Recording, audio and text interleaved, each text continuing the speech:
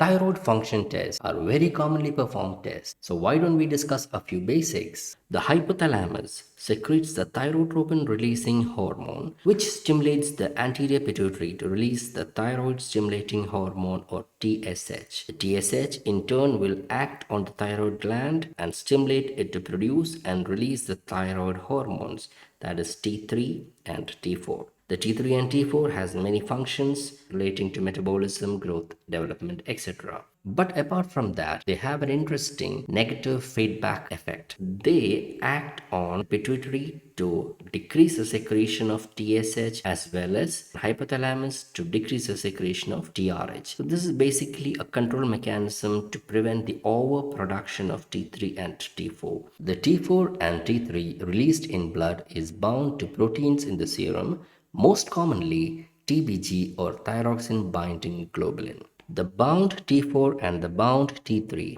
are metabolically inactive. A very small percentage of T4 and T3 are unbound and they are called free T3 and free T4, and they are the metabolically active forms. Any condition or drugs that can increase the proteins in serum that bind T4 and T3 will increase the bound T4 and the bound T3 levels. This condition is called euthyroid hypertoxemia. Here, though the bound T4 and bound T3 levels are increased, free T4 and free T3 levels are normal. Hence, there is no metabolic problems. An example for such a condition is when estrogen levels are very much increased. When estrogen levels are very much increased, binding proteins levels are increased and bound T4 and T3 levels will be increased. But the T3 and T4 that are free are normal. Hence, there is no metabolic effects or side effects, if you will. In hyperthyroidism, there will be an increase in T3 and T4 levels. This can be primary when the pathology is in the thyroid gland.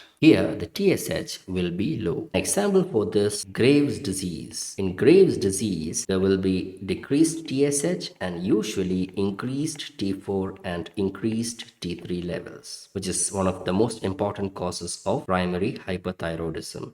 And Graves' disease is an autoimmune disease in which there will be antibodies against the TSH receptor. TSH is decreased, T4 is normal, and T3 is increased. This is called T3 thyrotoxicosis. And the reasons for T3 thyrotoxicosis are again Graves, toxic adenomas, toxic multinodular goiters. Then there is decreased TSH, increased T4, and normal T3. This is called T4 thyrotoxicosis. And the commonest reason for T4 thyrotoxicosis is when there is accidentally increased consumption of levothyroxine tablets. That is, the dosage of levothyroxine is increased. Now that was about primary hyperthyroidism. In secondary hyperthyroidism, there will be increased secretion of TSH from the pituitary due to any defect in the pituitary, for example, pituitary adenomas.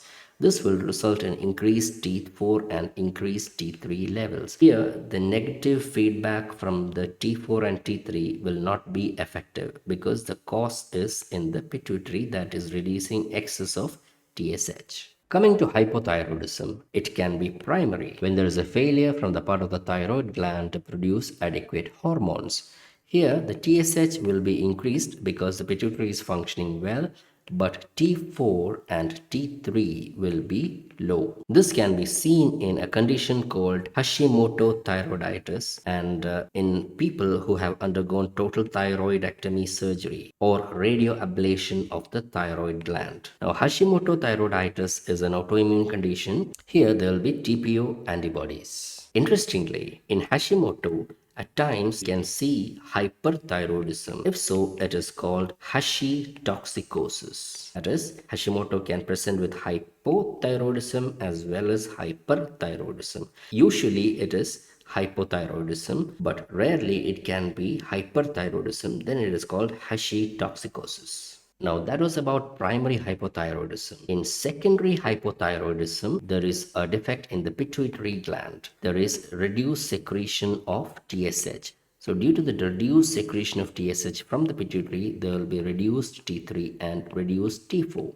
And tertiary hypothyroidism is if there is reduced secretion of TRH from the hypothalamus. That is, TRH will be reduced, which will in turn reduce the TSH, which will again reduce the T3 and T4 levels. Now, if we have a person who is coming for an initial workup, the first workup, and suspecting hypothyroidism, it is best to do TSH, free T4 and TPO antibodies. TSH will be increased in primary hypothyroidism and free T4 will be reduced. In addition to that, if the TPO antibodies are present, that means the condition is Hashimoto thyroiditis. If the TSH is increased and T4 and T3 are normal, then that is called subclinical hypothyroidism. Now, coming to hyperthyroidism, here the TSH will be decreased and free T4 will be increased. If we suspect Graves' disease,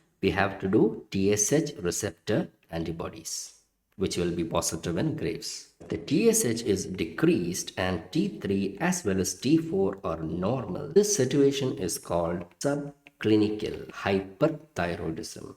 Again, this is important to recognize because this can result in atrial fibrillation, osteoporosis, etc. Let us come to a patient who is on levothyroxine medication. For such a person, only TSH is required to monitor therapy and also to see if the dose of the levothyroxine has to be decreased or increased. Now, if the dose of thyroxine is changed for a person, he or she should wait at least for 6 weeks before retesting TSH. For people who are on a steady dose of levothyroxine, TSH has to be checked annually, that is every year. If a person decides to do free T4 test as well and he is on levothyroxine, then it is advisable to skip the medication for that day. How to take levothyroxine drug? It has to be taken before meals and at the same time every day, and at least 4 hours gap should be there between the levothyroxine and any other drug that person may be taking, including vitamin supplements. A few things to know.